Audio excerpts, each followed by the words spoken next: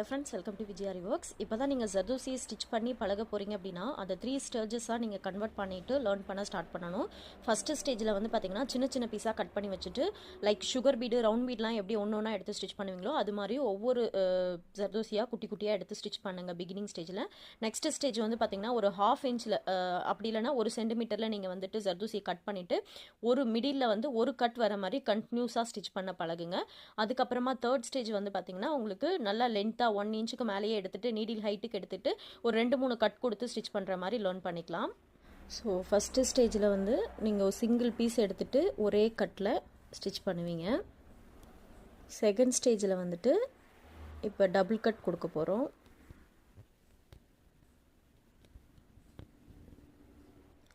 Third ஸ்டேஜில் வந்துட்டு triple cut கொடுக்க போகிறோம்.